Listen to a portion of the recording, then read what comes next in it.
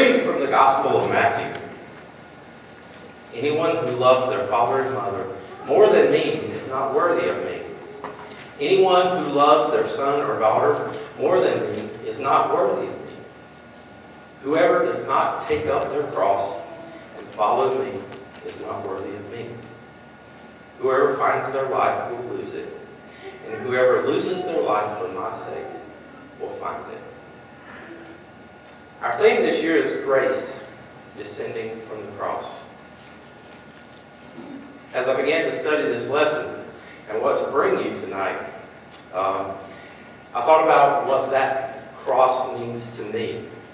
That cruciform or cross-shaped cross the cruciform is a word that I've been dealing with and falling in love with over this past year as I began my journey to lay preach for you.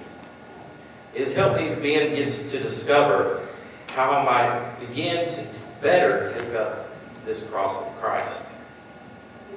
Anything related to the cross or crucifixion used to make me cringe. Nails, thorns, vinegar, wailing, death. God in heaven letting all this happen? But here's the thing. Theologically speaking, removing God from Jesus is like trying to remove peanut butter from a Reese's cup, or the slick, sticky icing from a hot and now Krispy Kreme. It just doesn't work. On the cross, God is up there wearing a crown of thorns as blood and sweat run down his cheeks. God isn't distant from the cross. God is on the cross, suffering. On the cross, God absorbs all the brokenness and sin from humanity in a supreme act of self-emptying love.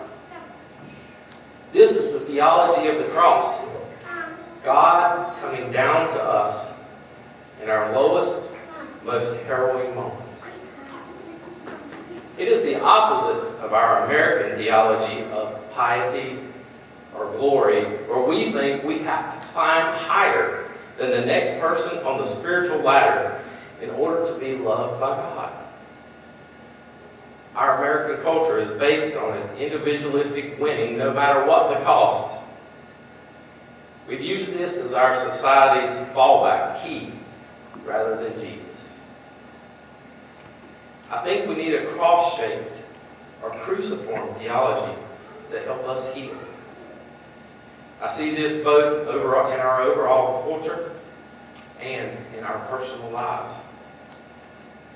Here's a quick example of how this cruciform life looks. Luther proclaimed that our worth before God is passive. On our end, it is received and defined by faith in the unconditional, undeserved, and unexpected love from the divine. On the other hand, our worthiness before one another and the rest of creation is active and defined by service. Put the horizontal and vertical together, and you have a cruciform life. Our faith is what makes us right at our core before God. The activeness of that faith in our lives is that which serves the well-being of creation and culture by loving and serving our neighbors and our natural environment. So, our relationship with God is a passive one.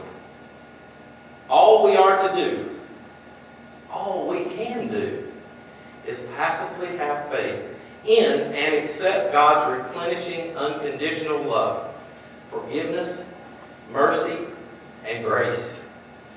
There is no work to be done on our end.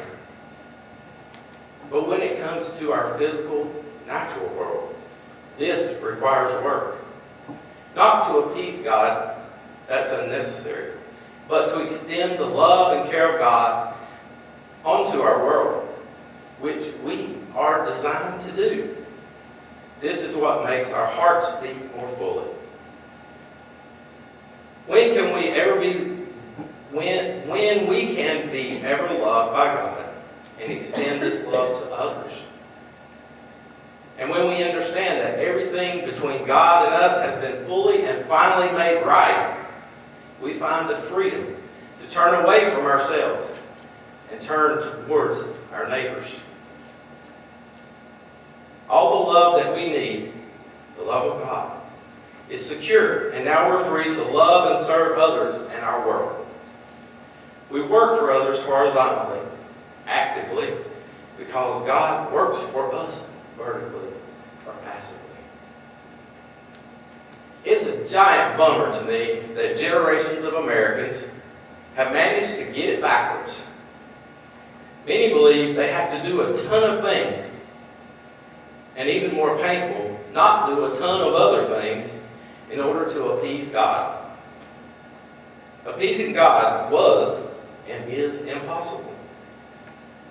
But there are people who try to do it. They go to church, they say their prayers, they don't cuss, they dress well, they live pious lives. Their vertical relationship is an active one, and they seem pretty Christian. Meanwhile, they treat others pretty horribly. They think the poor are out to take their money. They treat the earth poorly. All they care about is what happens on their plot of land with people who look a lot like them. In short, their horizontal relationship is passive. As a culture, we never understood the proper order of the cruciform life. We never understood the theology of the cross. What does it look like to have a cruciform life, to take up the cross of Christ and follow Him? What does life look like when we trust the undeserved, unexpected, and unconditional love of God in all our failures, fumblings, and foibles, as well as our successes and moments of awesomeness, while serving our neighbor along the way? A cruciform life is a simple one. It's a warm one. It's one that invites, not one that excludes. It's a theology of the dirt and soul and sweat of humanity. One that surrenders to the awesomeness of the divine human experience. It's also an imperfect one, but it's one that finds comfort at the bottom rather than harsh judgment. This love, down to me and across to them, cruciformly so. May this be the path forward. Amen.